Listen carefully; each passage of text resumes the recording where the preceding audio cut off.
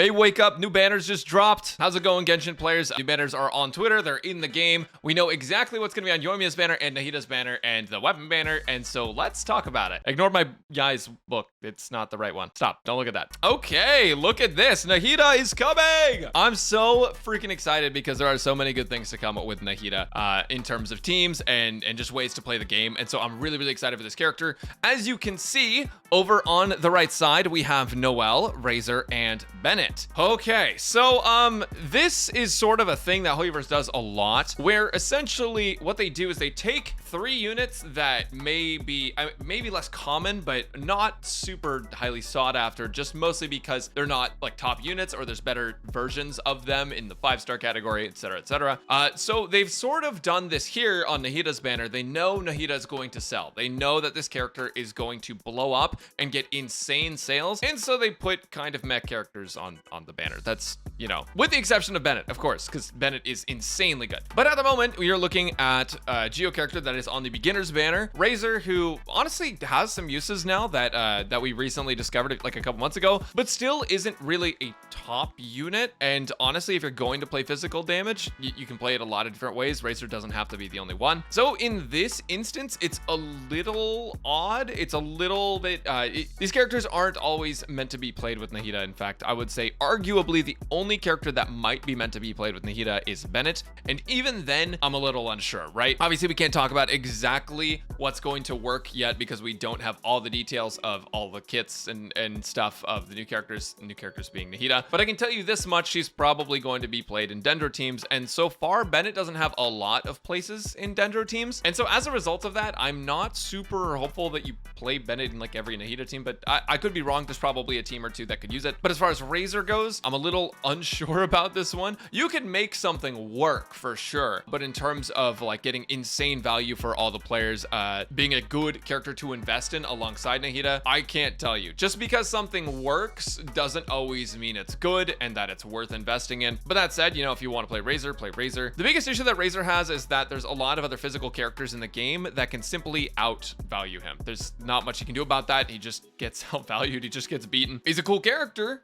His aesthetic is pretty cool if you like homeless wolf boys, but outside of that, you know, sorry. Now, Noelle is a character that I still stand by this as is not actually a bad character. A lot of people really don't like Noelle. There's probably some people coming over from TC streams going, lol, cope Noelle. But honestly, I don't think she's that bad. Now, I don't necessarily think she's worth pulling on a banner for either. I don't like, she's not incredibly good, but I do think she gets a little bit too much crap because she is just a very easy to play character, to be honest. And if you have hyper invested Geo teams, you'll be able to clear with her just fine. The downside to her is that like Geo, she's basically hard capped. Like there's never going to be a way to make Noelle insanely good unless they buff all of Geo. And if they buff all of Geo, then Noelle is still in the same spot relative to where she was before against other Geo characters. So with that said, she's not a character I recommend pulling on the banner for specifically. Honestly, the only character that I would say is really a good pickup on this banner is Bennett. And if you've been playing since the start of the game, it's possible you already have C6. So this banner is looking like mostly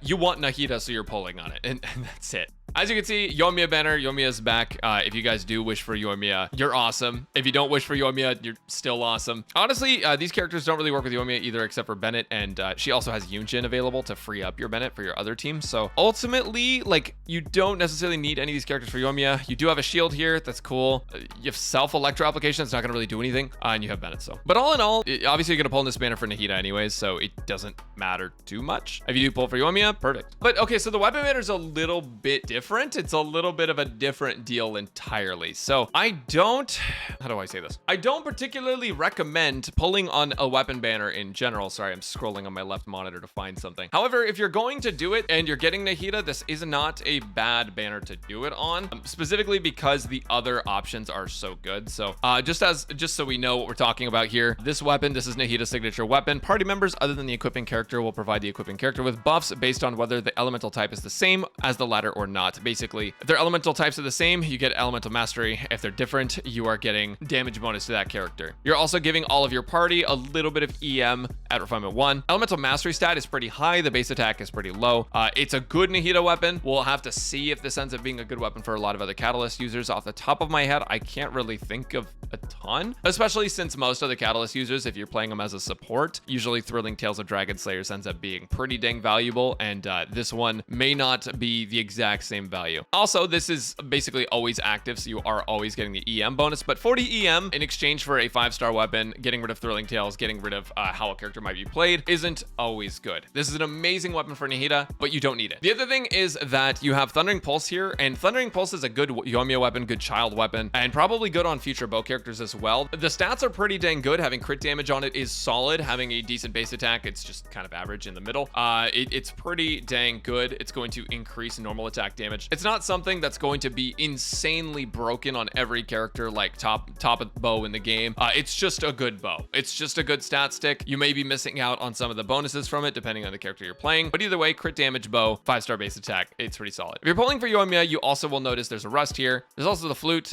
with Sith, sacrificial greatsword, and Favonius Lance. Favonius Lance, amazing weapon. You actually need these so much. Favonius Lance, you actually want to put on like every single polearm character that has energy problems that you can't solve with artifacts alone. So that's going to be like Toma, Yunjin are both going to want it. It's going to be amazing for them. Shenna can use it, and it's great on her. You can also use it on, I mean, I don't recommend this, but you can use it on Xiao or Xiangling, and that will help with battery. You can use it on Zhongli. Zhongli's a really great holder of this one if you're using him in your team for comfort. So Fav Lance, since there's no sacrificial polearm, you basically should want to have a Fav Lance, but again, not enough reason to pull on this banner. You should only pull on this weapon banner if you are planning on getting Yoimiya and Nahida. Now, I know that sounds like super like forehead, like of course, these are the two featured weapons. Of course you pull on this if you have a Nahida and Yoimiya. But the reason I say that is actually not because they're both on the banner. The thing is, I think Thundering Pulse is a good bow, generally speaking. I would say that the bow is actually a good pickup. The thing is, her signature weapon for Nahida is not that perfectly amazing, so good that you need it over something like Thrilling Tales of Dragon Slayers or something on your other characters.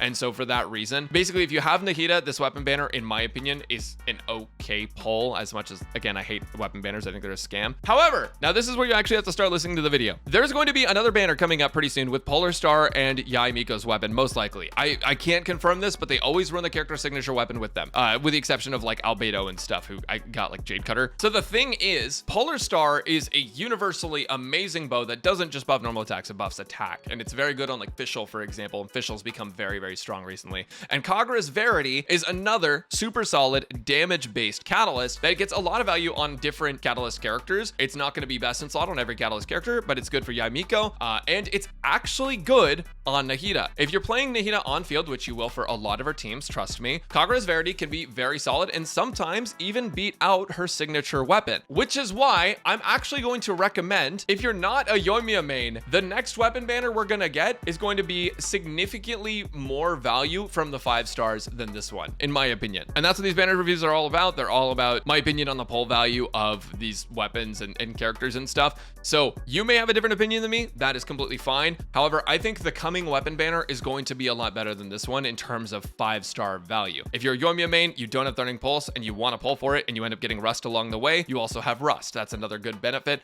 Widsith is always generally pretty good, and Fav Lance is pretty good. In general, don't recommend weapon banners, but if you have Nahida and you want to go for the weapon and you get the bow, it's not the end of the world. But you could also just wait, go for Kagura's Verity, get Polar Star on accident, you still have a solid bow. Don't get Polar Star, get Kagura's Verity, and you have a good Nahida weapon for on the field. So these are a bunch of things to think about. Only you can make the decision on whether or not you want to pull. Overall, these banners are pretty bad. I think the character banner is pretty bad, but the weapon banner is okay. It's not one of the worst ones you've had. In fact, it's pretty, I would say it's like pretty good. It's pretty decent. Anyways, I know I talked like super fast for this video, but if you guys have enjoyed, make sure to subscribe down below, hit that button. I know that you guys are super awesome. Most of you guys have already pressed it, but maybe give it a check. Maybe just take a quick look, see like, oh, I'm actually not subscribed. I thought I was. That's kind of weird. Also, like the video. Let me know what you're pulling for. I'm sure most of you it's Nahida, but also I want to know if you're pulling for Yoimiya. So anyways, guys, I'm gonna be streaming right after this. Catch you later.